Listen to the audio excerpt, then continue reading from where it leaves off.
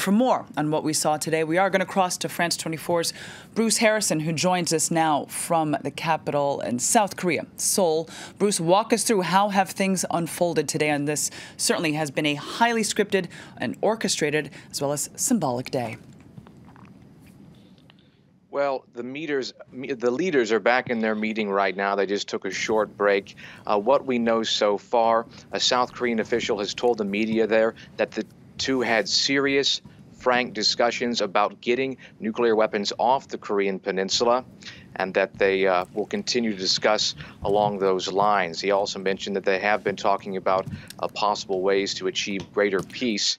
That same official said that what they're doing right now is drafting a joint declaration, and that will be announced at the end of their meeting. It's unclear when they will wrap up their talks, but they do have a planned dinner.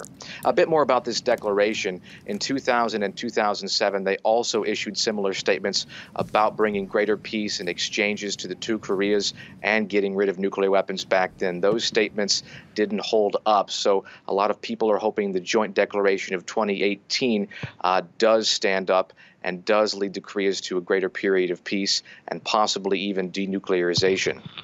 Indeed, you mentioned in previous statements, of course, this is not the first summit that we've seen take place here, but we did see, though, something that was new, of course, and that was Kim Jong-un crossing into South Korea. That made him the first North Korean leader to do so in some 6 decades. So are there any hopes that, indeed, this summit will result in something different?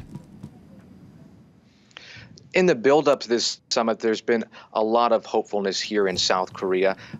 It was interesting for me, after covering the peninsula for a long time, to approach people and have candid conversations about unification and their hopes and reunifying with the North Koreans that they have been separated for so long. But those hopes also come with a touch of skepticism as well, because deals between the North have fallen apart so many times in the past. One of the interesting things, though, that I've seen today so far is the way the summit has reminded South Koreans of their brethren in the North. For example, Kim Jong-un made a joke about a cold noodle dish that's served in Pyongyang, the capital, and they also serve it here in the South in the same style. And as soon as South Koreans heard that joke, they immediately went to many of those noodle restaurants here in the South, and some of the lines have been out the door to eat that dish called naengmyeon. So a lot of happiness, but again, a dash of skepticism as well. And I'll note that despite the fact this was the first time the leader of North Korea crossed that border into the South, everyone still went to work today. It was a busy, fast-paced day in South Korea. Kids went to school. Mom and dad went to the office. Well, this what we're seeing take place today, this latest milestone, it has to be said, and really what we've seen as a rapid, really rapprochement after months of global fears. Of course, we saw a lot of intense exchange of words about nuclear conflict, that, of course, involving the United States and Donald Trump. But walk us through, considering where we were a year ago, how did we get here? Well, that's a great question. I mean, we can look back at the impeachment, the ousting of former President Park Geun-hye in office in 2017, the spring of. That led to the election of South Korean President Moon Jae-in.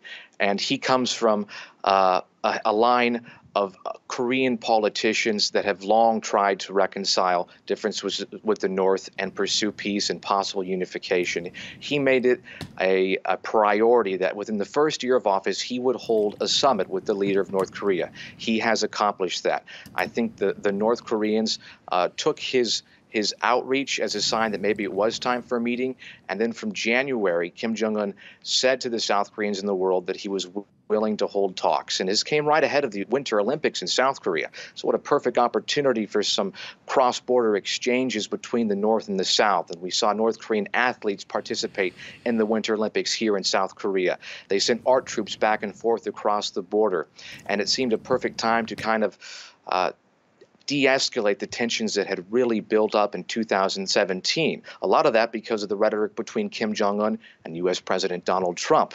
Now, the U.S. president will say that we're here today because of the heavy pressure he has placed on North Korea, the increased sanction regimes that he is helping the world enforce on the North. And now they're finding themselves more and more in a corner where they have to reach out because they have no other choice. So Moon Jae-in and his outreach, President Donald Trump and his sanctions, perhaps a combination of things have led to this point. Also, we can't forget Kim Jong-un has nuclear weapons now. He may feel more confident at the negotiating table. Bruce, thank you for that. Bruce Harrison.